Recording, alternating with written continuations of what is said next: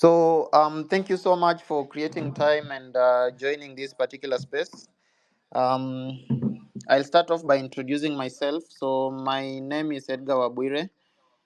I will be taking you through this particular space, and I'm excited to guide today's conversation about Kuja and how it connects to strengthening civil society organizations. So let me try and fix my network. Just 1 minute. I'll be back.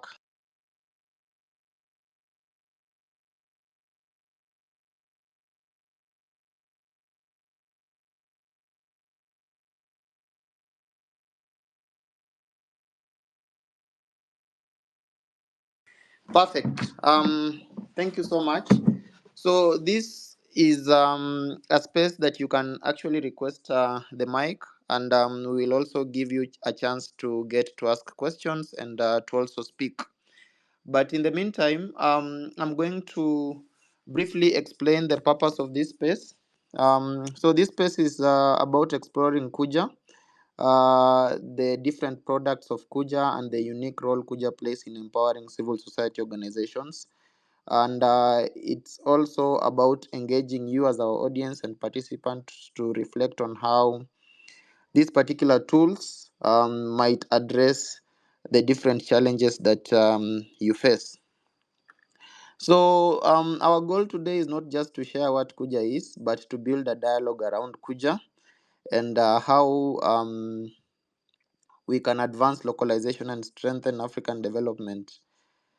So, why was Kuja created? So, Kuja was created to solve one core problem, that is, the civil society organizations often struggle with the visibility, credibility, and access to resources. And local actors are doing the work on the ground, but they remain underfunded and overlooked. So, Kuja is here, uh, has actually stepped in um, to be able to change that. So the mission of Kuja is to basically strengthen civil society organization by increasing their visibility and credibility while giving them tools to build stronger systems and collaborations. And just like Adeso, so Kuja is an Adeso subsidiary. So Kuja believes in localization and the idea that those closest to the problems are best placed to design the solutions. So we are basically trying to shift power and change the old narratives of dependency and equipping local actors with what they need to thrive. I'm going to speak about the four different products of Kuja. We have Kuja Learn. So the main purpose of Kuja Learn is designed to make learning accessible and flexible for civil society organizations. So we provide under Kujalan, we basically provide webinars, online courses, and self-paced modules. So Kujalan equips civil society organization with practical knowledge for capacity building at scale. Then we have Kuja Build, basically taking you through the four different products under Kuja. So we have four of them. I've spoken of Kujalan, so I'm speaking of Kuja Build. Um, so the main purpose of Kuja Build is an enterprise level platform designed specifically for CSOs, a customizable ERP module for finance, HR, project management, monitoring, and more. So, what does this aim to solve? It aims to solve a critical gap. Most civil society organizations cannot afford or adopt existing ERP systems. So, Kuja Build integrates tools that amplify their impact while keeping flexibility. I have seen different organizations on this space. For example, Mental Health Kenya. You might be struggling with visibility, and to be very specific, some of these things that I've mentioned, you might be struggling with your keeping your records in terms of finance, HR, project management. You cannot get funding without a proper, when you do not have proper systems, when you have not put your books in order, because that is one of the things that funders always look at before they try to give you funding. Then the third branch, or rather the third subsidiary under Kuja, is Kuja Advice. So what does Kuja Advice do? Kuja Advice offers tailored advice and expertise mentorship for civil society organization. Um, it offers advice and expertise mentorship to CSOs. So organizations can be able to connect to sector experts, fundraisers, and practitioners. So this is not just a value, but it's an advisory to strengthen local actors. So Kuja Advice helps CSOs navigate the challenges and unlocks growth, which is very very important. Then the last subsidiary is Kuja Link. So Kuja Link is a hub that connects civil society organizations to donors, to other civil society organizations, to small community-based organizations. So the importance of this, it breaks silos between regions, organizations, and sectors. So the main impact is to support collaboration, solidarity, and resource sharing. So that is very much in line with what ADESO's localization agenda is about. So I have spoken so much about the four products, and on the chart, we actually set up this space prior. So there were different questions that were asked on the chat. So I'll try as much as possible to also tackle those questions within this period of time. But you can also feel free to request for the mic and ask a question. We will be more than happy to be able to answer your question. And yes. So then moving forward, I'm going to speak about Kuja's role in strengthening civil society organizations. So Kuja is an ecosystem enabler, so it's not here to replace CSOs, it's here to support them with tools and connections to thrive. It's here to promote collaboration and capacity building through its products. So Kuja aims to strengthen what CSOs are already doing, and it's also here to address a systemic change, so helping solve the funding gaps, the fragmentation and visibility issues, similar to what ADESA is advocating for, that is localization. So Kuja is also a safe, inclusive space, creating a digital ecosystem where CSOs can share ideas, innovate, and be able to advocate for each other. Um, I invite any questions at this juncture, or rather, let me try take two questions from the audience, or rather from the comment section, so that at least I can be able to answer and break the monotony. So you are free to ask the question. You are free to request for the mic. It's an interactive session, and you are also free to check out Kuja. You can just type on your phone, or rather on your computer or laptop. Just go and type www.kuja.org to be able to check that out. And if this is something that you are interested in, feel free to sign in as an individual, or you can sign up as an organization if you have an organization. So I'm going to take a question that I think Madikizela has asked. How do you use tools like Kuja, shaping the future of civil society, especially in terms of localization and shifting power dynamics? So I am going to answer that question. Um,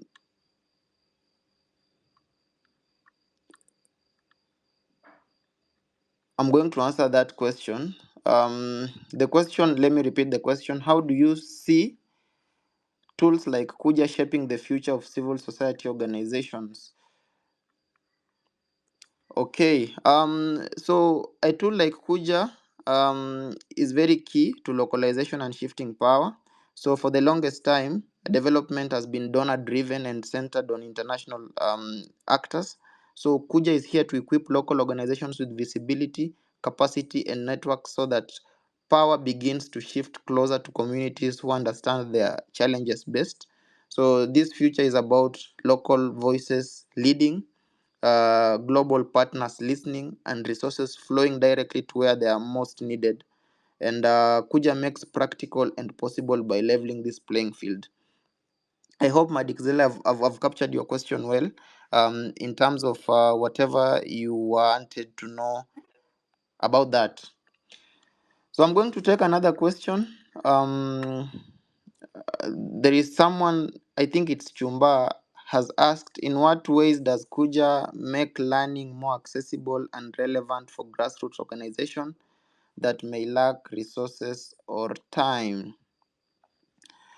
So I'm going to also take that question before I proceed. So Chumbas asked, if I repeat the question, it's actually on the comment section down there. In what ways does Kuja Learn make learning more accessible and relevant for grassroots organizations that may lack resources or time? So Kujalan is basically a part of Kuja, the whole Kuja. It's part of the four branches that we've spoken about. So Kujalan is built with accessibility and flexibility in mind.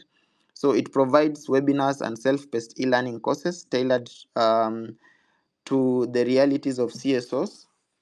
They are short, practical, and context specific. Instead of long, expensive training programs that many grassroots groups cannot afford or attend, Kujalan brings knowledge to their fingertips at little or no cost. So we will have a cost implication, but for the testing period, there will be no cost. So this ensures that even a small rural organization from, let's say, Kakamega or from Kisumu or from wherever, from Mandera, um, can build skills in fundraising or governance or project management uh, without leaving their community and without having to be able um, to be able to chip in their pocket so much. So that is what Kuja Learn is about. So thank you so much for the two questions. I think I'm going to speak about, I've spoken about the Kuja's role. So I'm going to bring on, I think, Halima to at least tackle two questions as I take a cup of water, because I've spoken for 15 minutes straight. So it looks like a monologue. Thank you, Edgar. I hope you can hear me. Yes, I can If hear you so, perfectly. maybe wonderful. Thumbs up or any emoji from the community that we're speaking to would be wonderful to show support. I basically want to delve into Kujalan and share more about Kujalan and what we have to offer. And so Kujalan is one of the products or one of the techs that Kuja has been able to roll out.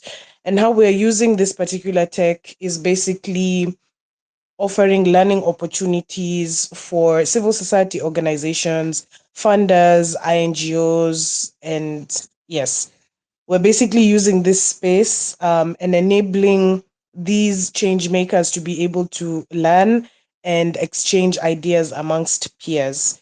And so, one of the ways that we're doing this is we are rolling out e learning courses. And we are currently developing one that is going to focus solemnly on philanthropy, decolonizing philanthropy aid. And so what happens here is we're going to roll it out in different chapters. Where the first chapter we're going to introduce what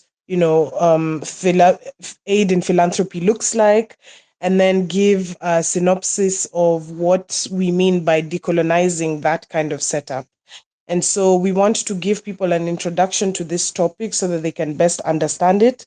And then the other chapters now will delve deeper into what can be done in terms of, sorry, I lost my train of thought. Yes, what can be done in terms of when we speak of decolonizing when it comes to the philanthropy aspect of it, and how can we learn from this and shape it as a civil society organization and use it to our benefit so that it stops being, help coming from the top to the bottom, and it can be an equal playing ground for all of us. So we have that e-learning course, which will be rolled out sometime in October. And then we also have webinars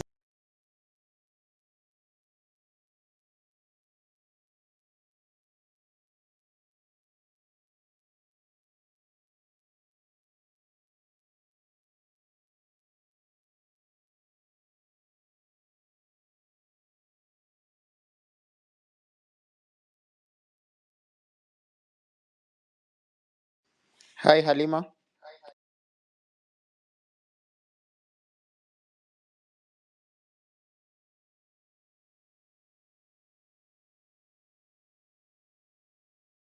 I think we lost Halima. So as she's trying to fix her internet, can you be able to hear me? If you can be able to hear me, kindly give me a thumbs up from the audience.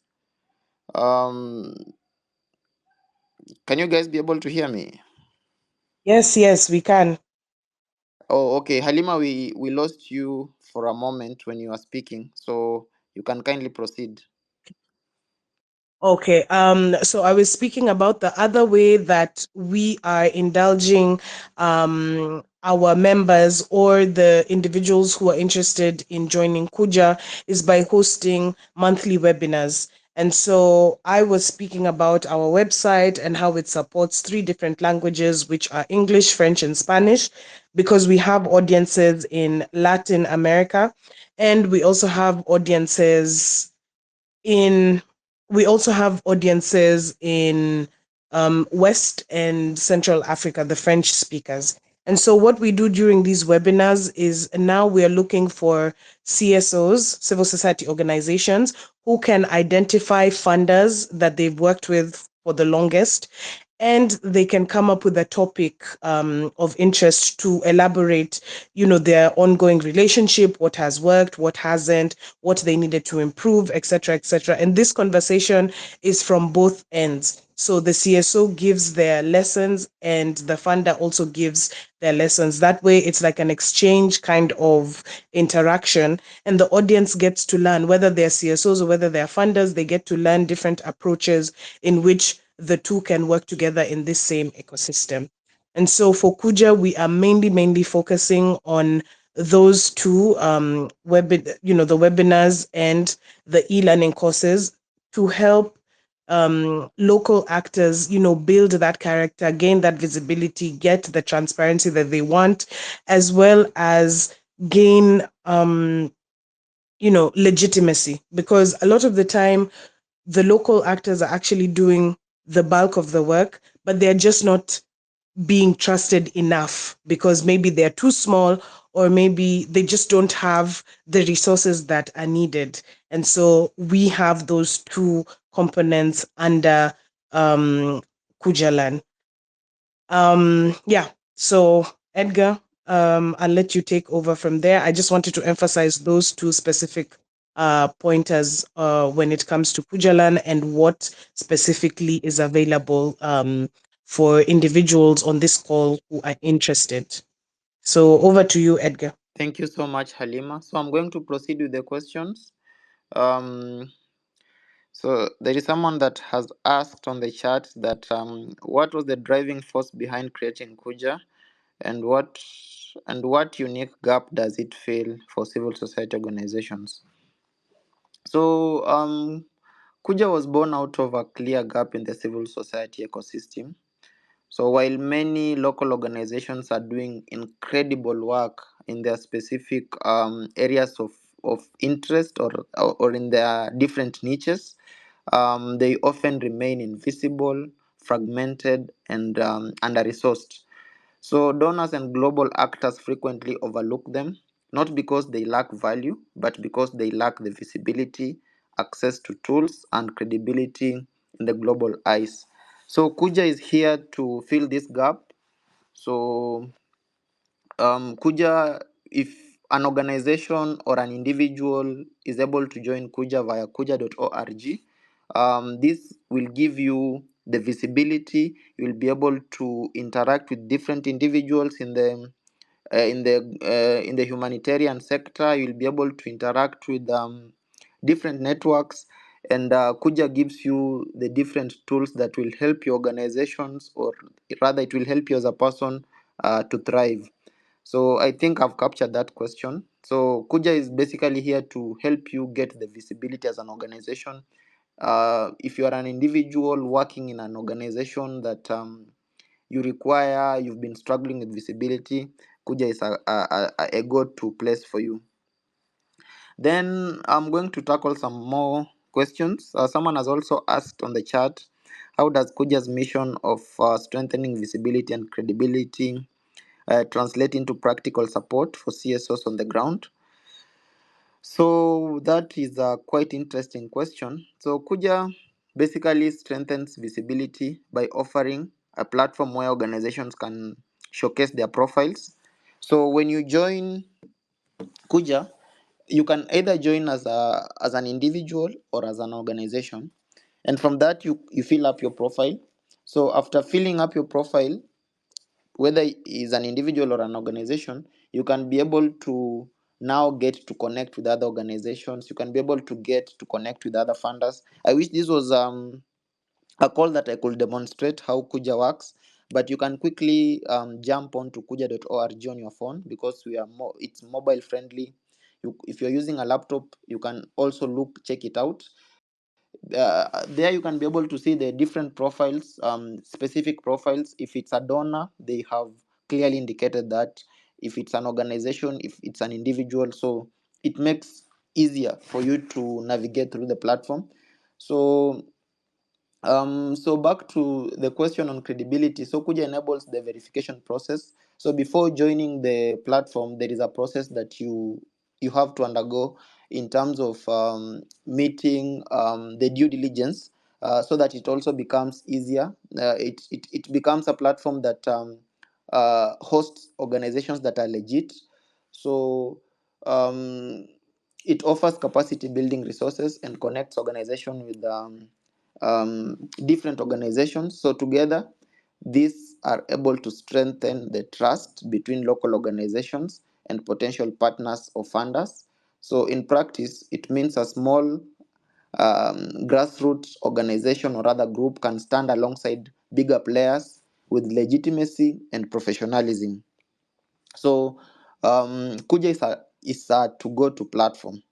So I think that captures your question. I'm also going to take some few questions, because there are quite a number on the chat. So how is Kuja Build different from mainstream ERP systems, and why is it important to have a tool designed specifically for CSOs? So I'm going to speak about the different ERP systems. So most of the ERP systems are designed for corporations and not for mission-driven organizations.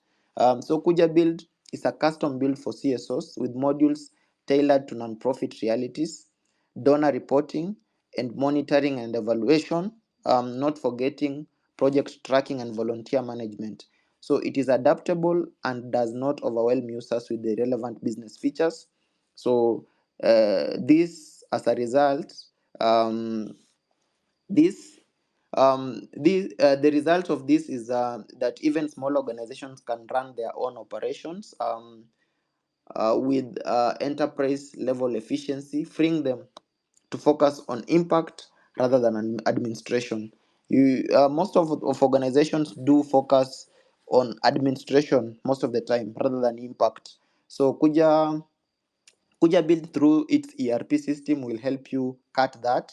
So you will be an organization that is more focused on creating an impact rather than just being there to be able to accomplish the different administrative tasks, be it project management, be it HR, be it high, and all that. So yeah, that is quite an interesting question about Kuja Build. I'm going to take one more.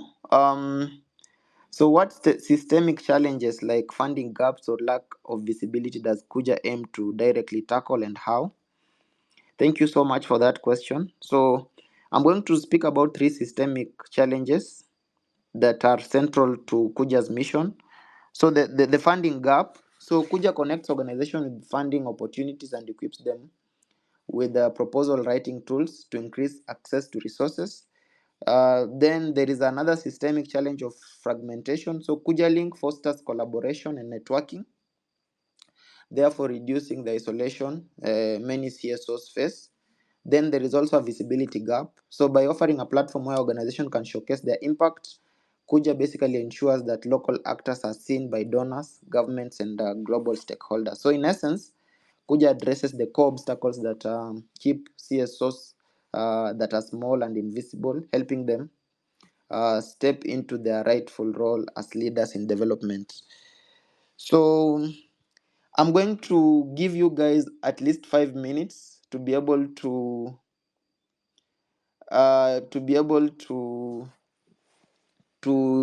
join the platform. You can just basically, let me type it up here. You can be able to click on kuja.org.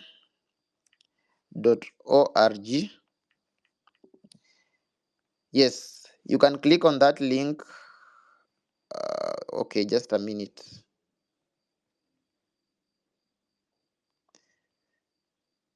Just a minute. I'm trying to type it up here.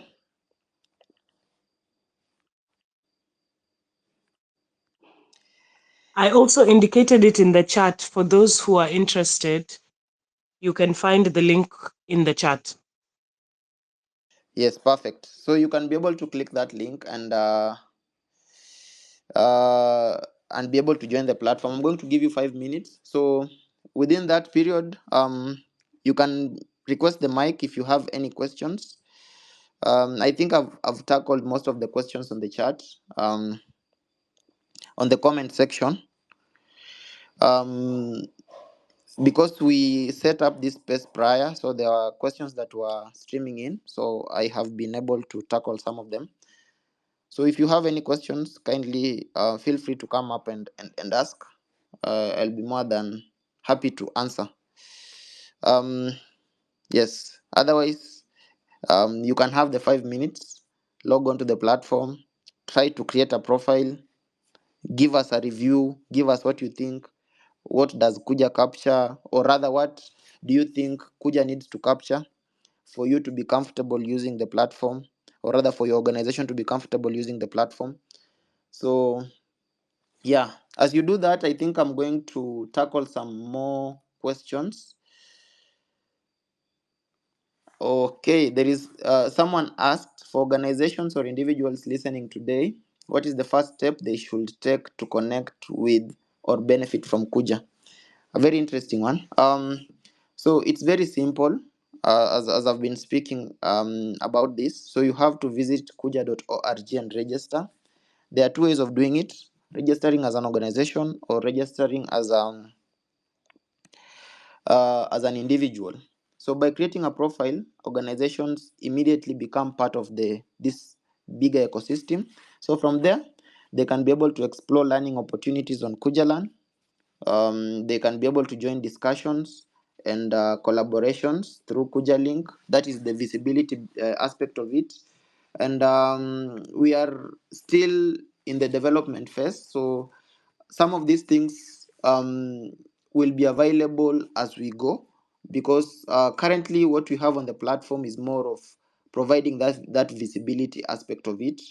And yes, so every new member gets a chance to be able to connect, um, to be able to have conversations that are within their niche. So your journey is a click away. So just click on kuja.org and be able to start your journey now. So yeah, thank you for that question. Then someone is asking, how do you see tools like Kuja shaping the future of civil society, especially in terms of localization and shifting power dynamics? So platforms like Kuja um, are very key to localization and shifting power, to be specific. So for too long, development has been donor driven and donor centered on international actors.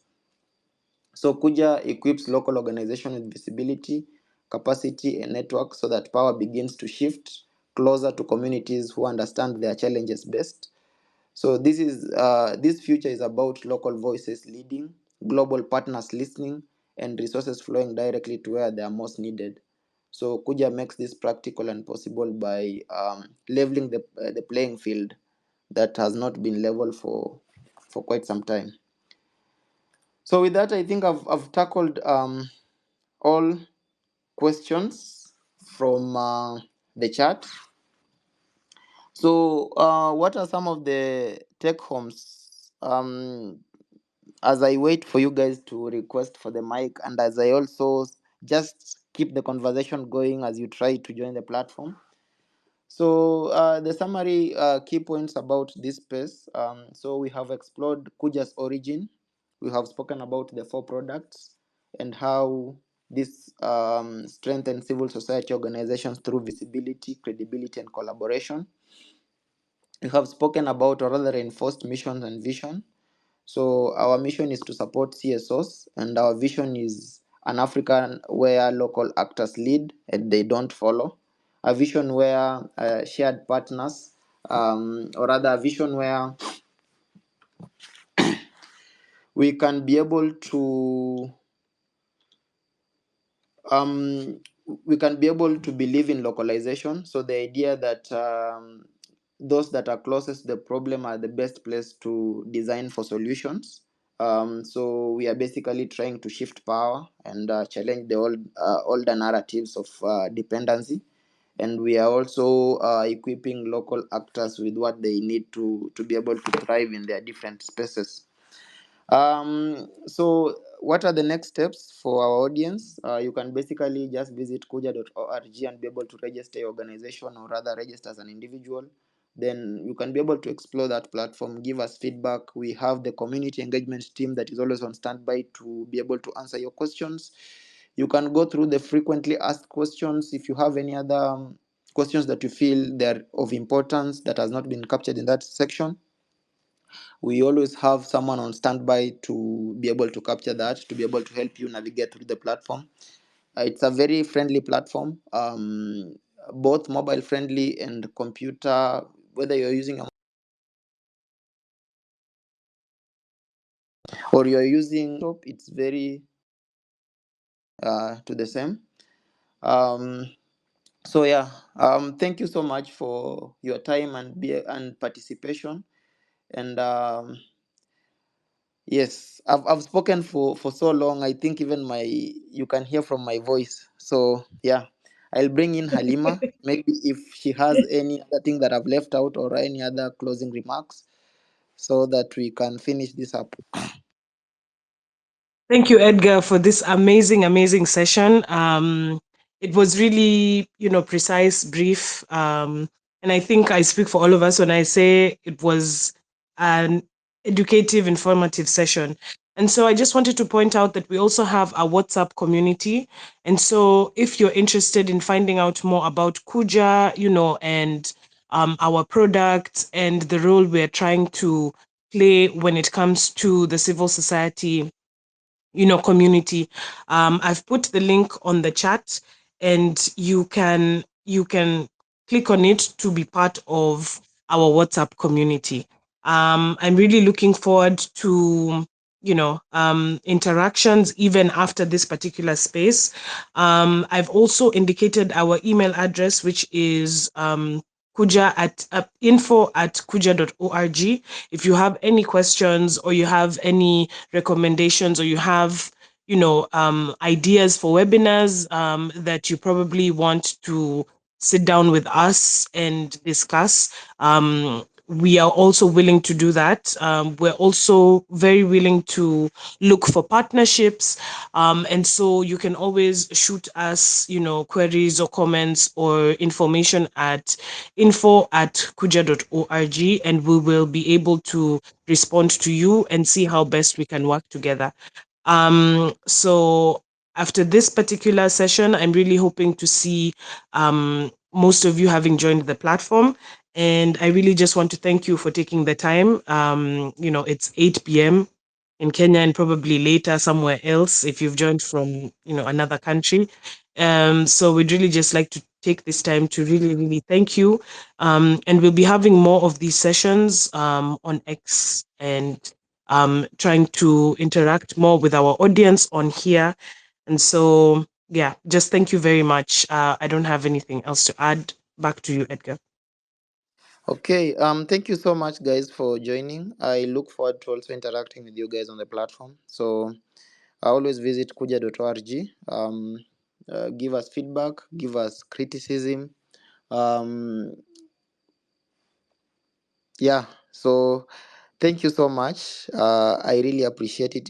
It's actually the first time that Kuja is doing an X space, And we really appreciate the fact that you have taken time to be here, and you have taken time to listen in, and I've actually seen you've also taken time to be able to look out what the platform has to offer. And I've also seen you've taken time to join the platform. So thank you so much. Have yourselves a great evening, great morning, great afternoon from wherever you're listening in from. Thank you so much, guys. Bye.